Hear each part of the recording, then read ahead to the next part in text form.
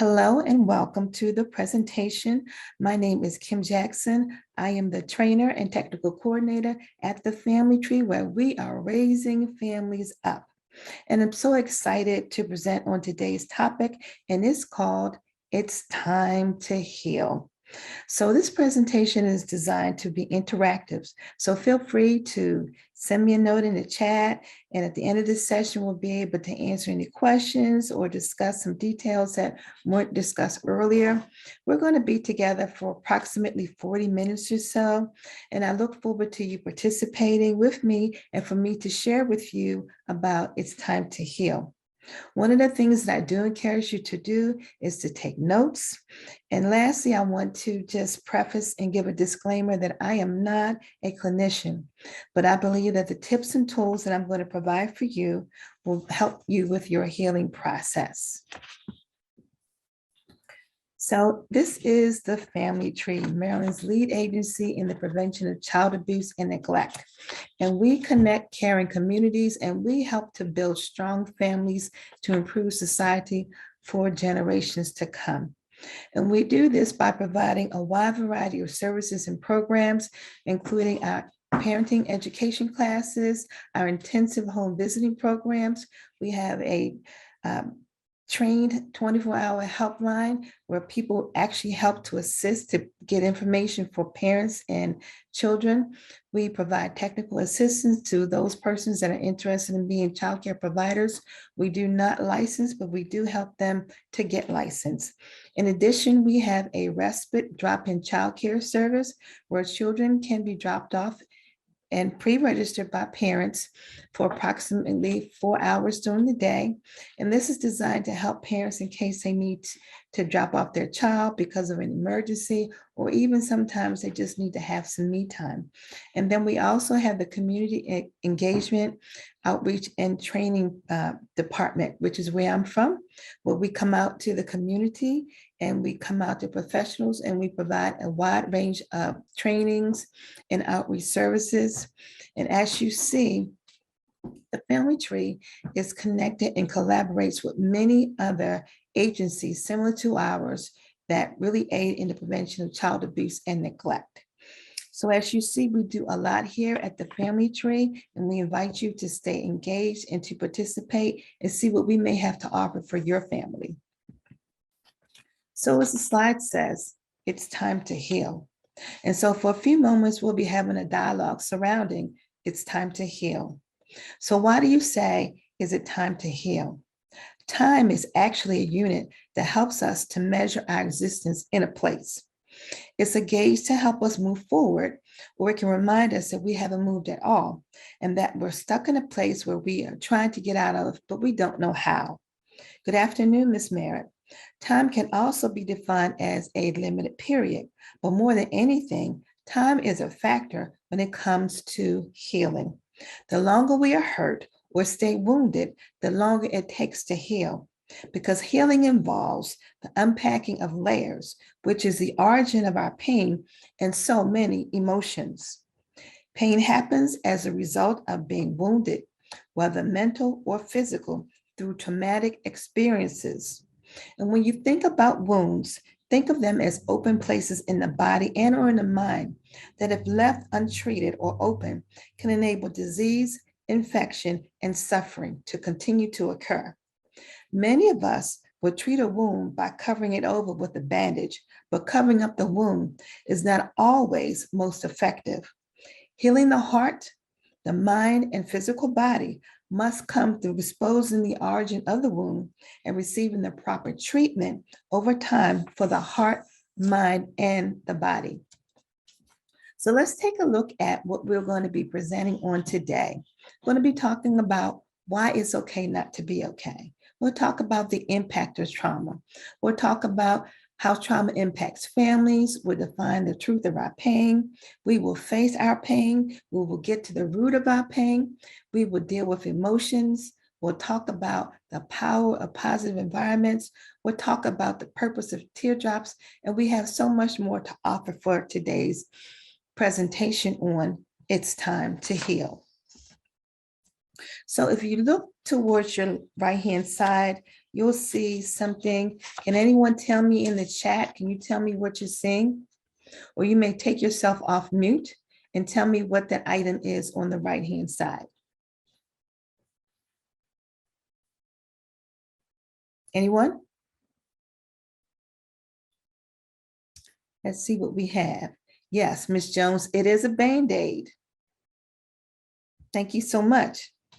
So what is the use for a Band-Aid? If you could go back into the chat and tell me, what is it used for?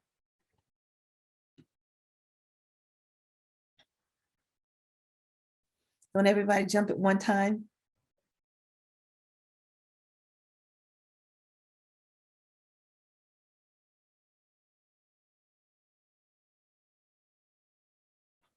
Yes, Ms. Piscus, it is to cover a wound. Absolutely.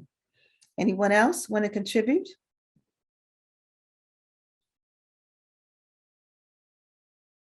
There are a couple other reasons why people use Band-Aids. To allow wounds to heal. Yes. Anyone else? Have you ever thought that we use a Band-Aid to cover over some items to protect and perhaps not to allow infection to set in?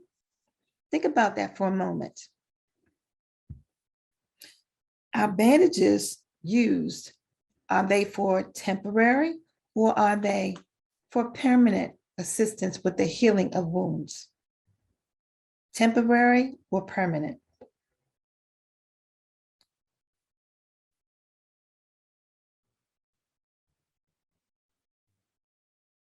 Temporary, thank you. It's designed to be temporary. You're actually right. And then I have one more thing for you to ponder for a moment. Do bandages heal, or is their purpose to obstruct further harm?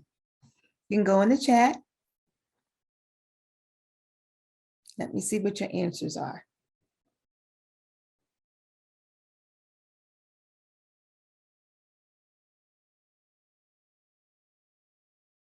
And again, my question is, do bandages heal, or is their purpose to obstruct further harm?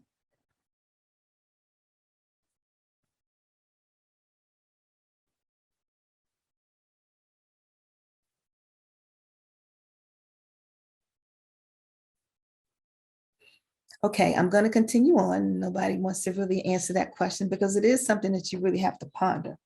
Now, in the perfect world, using a Band-Aid or a bandage, as some people say, is used to impede infection, to cover, to protect for these very reasons, and it would make sense. However, the reality of the world that we live in suggests that wounds or cuts in our heart, in our mind, and in our body, if not properly treated, run the risk of leaving us open for irreparable harm. And so it's vital that those persons who are wounded from traumatic experiences get the appropriate treatment or healing so that they can be healthy and live healthy and happy, abundant lives. But let me say this, with or without a bandage, wounds in the heart and in the mind and in the body can be healed.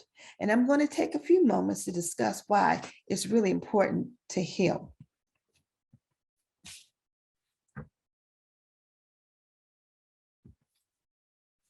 And it's amazing how every time we go into the chat, okay, here we go. All right. So here we are. Has anyone ever heard the expression or even said, I'm not okay today? Place your answer in the chat once again. And like I said earlier, I just believe in being interactive. Okay, and I do see one thumbs up. Awesome. Now, if you said yes, then just know that it's okay not to be okay.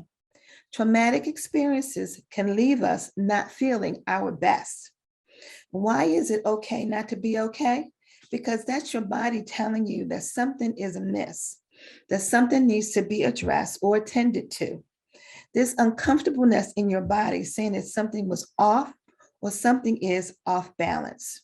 Now, you may even have this feeling numerous times, like I can't seem to get to this. I don't really understand what's going on. That's your body saying to you, something is really wrong and it has to be addressed. Most of the time, What's off balance has been caused by something. And if you could take some time right now, talk about for a moment what has been bothering you lately. Feel free to share what's really been bothering you lately. And can I tell you, the origin for what's been bothering you has really come because of trauma. Anyone care to share?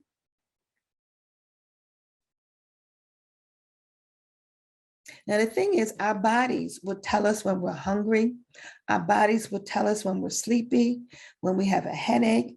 And it also reveals in a variety of ways that we have experienced trauma in our heart, mind, and even in our physical bodies. And that there's something that we can't comprehend right now, and we can't seem to wrap our head around it, but we know that something is wrong.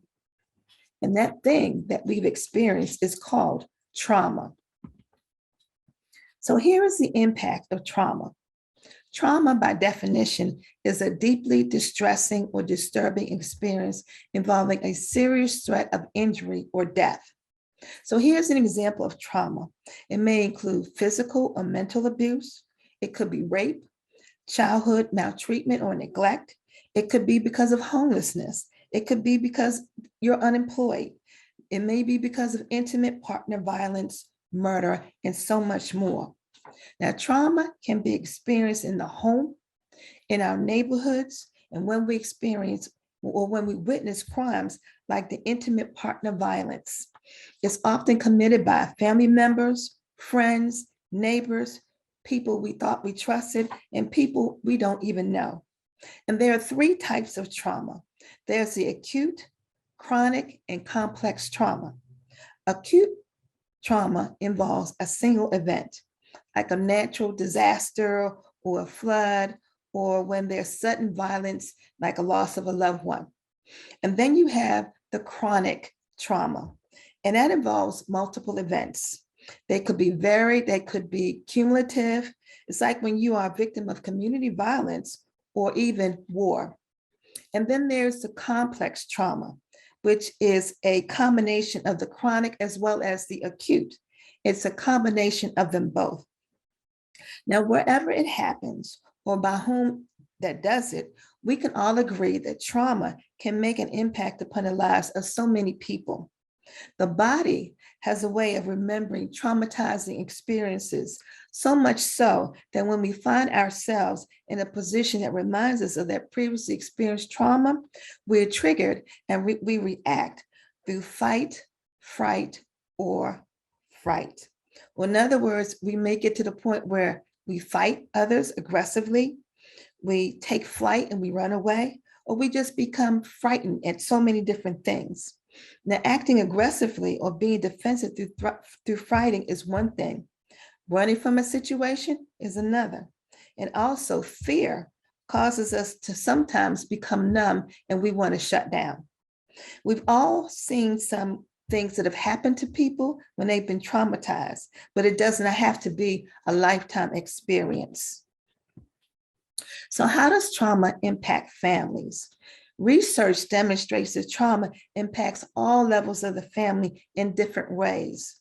For some families, the stresses and burdens associated with trauma can cause them to feel alone, overwhelmed, and less able to maintain vital family functions. And after traumatic experiences, however, family members often show signs of resilience. Families dealing with high stress and limited resources and multiple traumatic exposures often find their coping resources depleted. And so their efforts are just to be able to be problem solvers are often not as effective, resulting in ongoing crisis and discord in the home. Family members can experience mild, moderate, or even severe post-traumatic stress syndromes. Some families who have significant trauma across generations may experience problems in functioning and risk transmitting the effects of trauma to the next generation. And then within parent-child relationships, parental stress, isolation, and burden can make parents less emotionally able for their children and less able to help them recover from trauma. So here are some of the signs of trauma. Now, trauma can be hidden, but it does not have to be unrecognizable. That is until now. So you may not have known why some of these things were happening, but there was a reason. And it's because of traumatic stress, like chronic anxiety, as you see on the screen. Some people may feel helpless. Some people want to avoid situations. They have nightmares. They feel numb. They have chronic fatigue, so they're always sleeping. And it's just a host of other things, but these are just a couple for you to be able to identify with. But let's define the truth of our pain for just a moment. Now, all of the information I've shared up to this point was necessary for you to get to the truth. And that is, the truth of trauma is evident if we know what we're looking for. Truth can be defined as the actual state of the matter or the reality of a situation. That being the case, the truth is it's really time to heal from trauma-induced wounds in the heart, the mind, and the body. The truth is, if we don't acknowledge the effect of trauma, we can't move forward in our healing process. If we ignore the existence of traumatic experiences, it will keep tearing away at us and having debilitating effects that can affect not just us, but our families and our communities and our schools. If we ignore trauma, we'll never get to the place where help can be administered for our healing.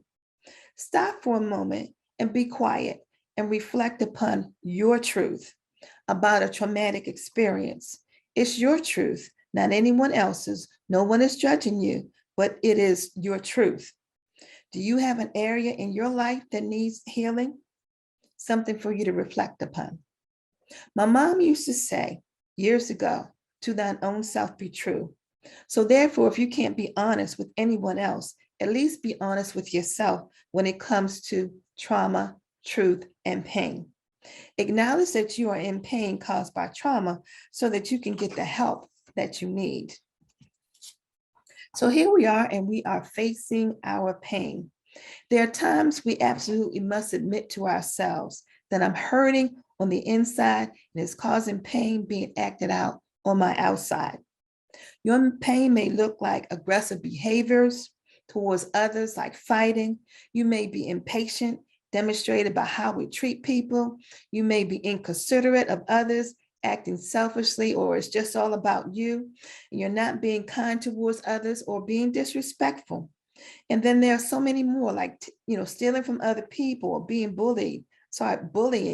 And I can go on and on. But when you face your pain, you take your power back to do more than just exist, to live and to thrive. So facing your pain or your trauma enables you to heal and to be made whole.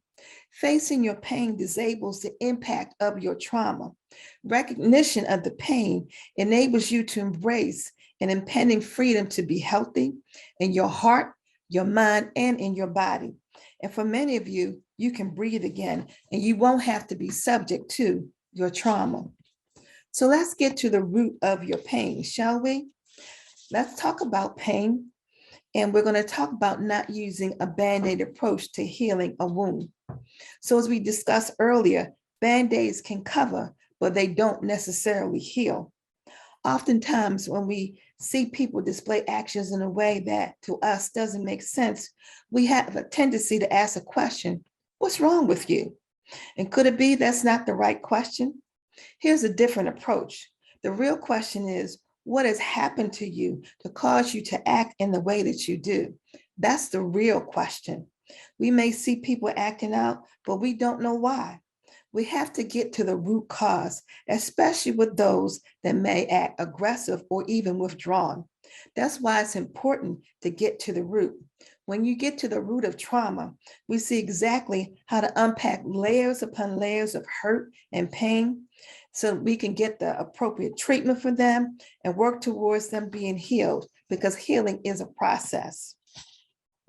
Now, I'm going to share this poem with you that I found by someone that wanted to express how they really felt the hurt and the pain. I'm going to read it to you.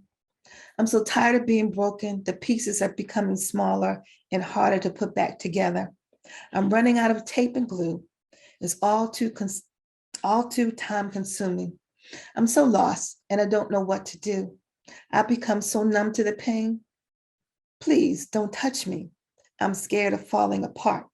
And this is somebody that has experienced trauma, but they're using writing as a means to express how they feel, to release themselves from the pain.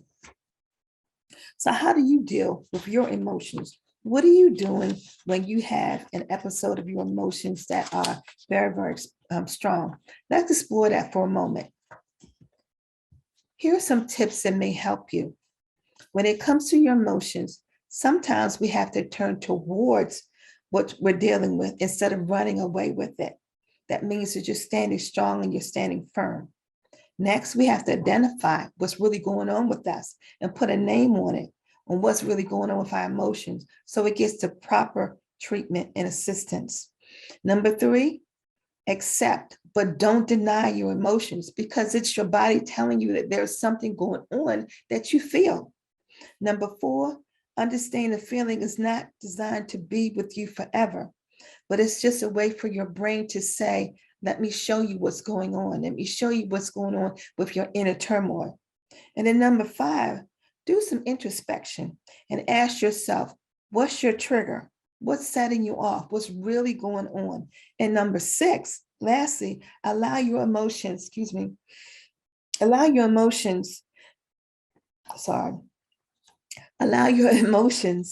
to be what they are, your emotions, because they have a purpose and they can be released. Something I wanted to bring to your attention, there is a generational impact of healing. Believe it or not, it can become a perpetual lifestyle of your entire family. You'll find increased positive ways of communication. You'll find better ways of reasoning with one another. You'll find yourself being less aggressive, have less aggressive behaviors. You'll find yourself being less standoffish, and you'll be more embracing of one another. You'll be happier, you'll be healthier, you'll be mentally and physically healthier. You'll be less apparent when it comes to your brokenness. You'll have reduced fights among each other. You'll have less flight, and you also will have less fright reactions. You'll be better learners. You'll have increased function in the workforce, and you'll have a greater individual economic impact. And there's a power of positive environments. Along the road to healing, it's important to create positive environments. So let's explore what that looks like. Positive environments are necessary to live healthy lives. Creating a positive environment includes creating boundaries of protection for our hearts, our minds, and our bodies. Boundaries act as an impenetrable force that can't be crossed because it's used as your safety zone or your safety net. Positive environments cultivate positive mindsets, positive actions, and positive dialogues that are so necessary to live. What we believe inevitably is what we become. If we think positive, we're going to be positive. If we believe that we are going to be healed, we will be healed, and we will seek ways to achieve it. Positive thoughts generate positive actions. Positive actions enables us to walk in positive, healthy pathways to have positive, healthy relationships in life with family and our community. Teardrops, teardrops, teardrops. There is a purpose of teardrops. Because of traumatic experiences like community violence, sexual assault, homelessness, unemployment, adverse child experiences, decreased educational opportunities, and even food insecurities, we express our emotions in the form of teardrops. The mind is trying to find a way of escape from our present state of being. Tears are our body expressing negative internal emotions outwardly. But we can't afford to hold on to those negative emotions and those pains. They have to be released. We just can't afford to hold on to pent up emotions. The more we hold on to the pain, the longer it will take the wounds to heal. But the healing of trauma can also produce tears of joy, tears of strength, tears of rejuvenation, tears of cleansing, cleansing those negative thoughts and those emotions. We become repurposed with power when we allow the tears to fall. So here's a time to reflect. I believe that everyone attending this session desires to be healed about some experience that they may have had. It's time to make your personal declaration. I'm ready to be healed from my own personal experience. Recognize that trauma impacts families, individuals, and it can also have a generational impact. We've explored what trauma is and the signs of trauma. We recognize what happens when we cover over wounds in our heart and in our mind and in our body. They just don't heal. We faced our pain and understood the power of positive environments. And we know that there is a purpose in teardrops. We've taken the time to reflect about our own personal need for healing and have decided at this very moment to take the necessary steps to begin our healing process. So here are some tips and tools to help you in your healing process. We believe that it's time to heal and that the traumatic experiences that we've had will no longer keep us back from our future.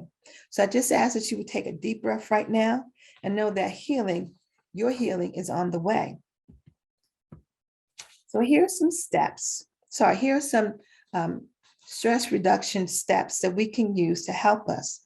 As you probably already know, stress is one of the leading causes of violence. So here are some stress relievers. The person that we saw their poem, they write out. Some people like to garden, like myself. Some people need to take just a couple of moments and drink a glass of water, but these are all stress relievers. Some people like to journal. Some people even like to take nice long walks because it allows their mind to be freed up from a situation that they may have encountered. Here are some break tips that can help you as well, because sometimes when a break doesn't exist, we have to take a break. There are times when taking a break is a necessity. So what does that look like? Try a bubble bath. Create your own coffee break if you need to. Seek out a trusted friend and have a healthy conversation.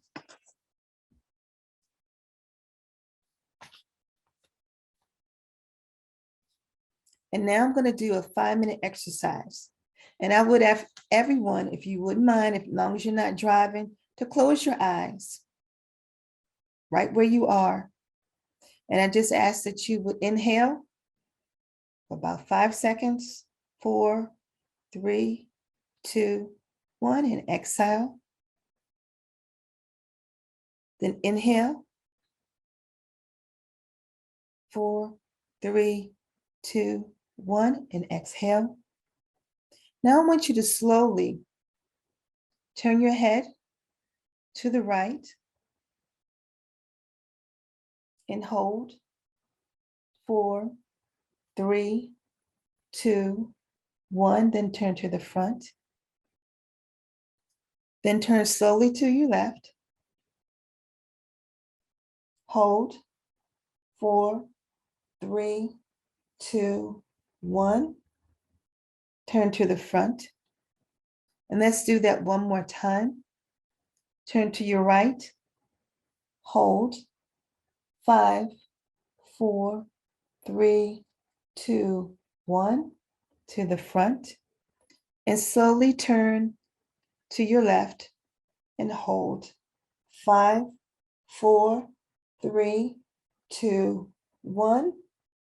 Turn to your right and see if you can get your chin to touch your chest and hold there for approximately 5, 4, 3, 2, 1, and lift your chin. This should have helped your muscles to not be as tense. It should have allowed you to just release some of your thoughts. Your muscles should be a little less rigid. And now we have a couple of resources to provide to you. Here are some local resources on child abuse and neglect throughout not just Maryland, but the state, but the United States as well.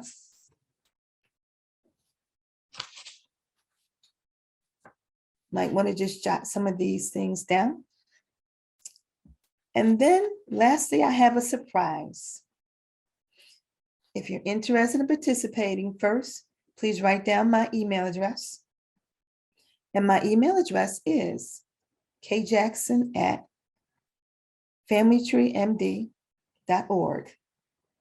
And I have 5 questions to ask of you. And the person that answers all of these questions and emails me the answer will get a $25 gift certificate. And again, my email address is kjackson@familytreemd.org. And here are the questions. The first question was, number 1, what was the title of my presentation? Number 2, what 2 things does a family tree provide? Can you give your definition for trauma as number 3? And number 4, how does trauma impact families? And lastly, why is it important to heal? And again, the first one is the title of my presentation. Second, what 2 things does the family tree provide? Number 3, give your definition of trauma. And number 4, how does trauma impact families? And number 5, why is it important to heal? And if you could send your answers to my email address, again, the first person to answer will definitely get a $25 gift card from myself. And here's more questions. If you have a question, you can put it in the chat.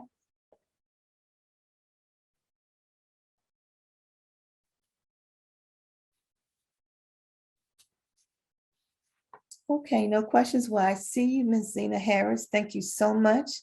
Appreciate that. I have also another comment. Someone is on here as well. And then I'm going to provide some more information. Just a second. That's this to me every time. Okay, so here's information about the family tree.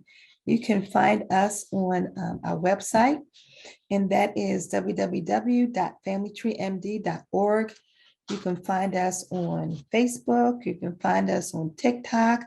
You can also find us on Instagram as well as on Twitter. And then, as I mentioned earlier, we have a 24/7 parenting hotline, and you can give us a call at 1-800-243-7337. And I want to thank the Healing Summit Committee for the invitation to extend to me to present on It's Time to Heal. Thank you all of the participants that were with me today. And I just want to say thank you so much. My name is Kim Jackson. I'm the trainer and technical coordinator at the Family Tree. Feel free to email me if you have any more questions, or if you're interested in us coming out and doing some community or some professional trainings. Again, thank you so much and have an amazing day. Take care and thank you.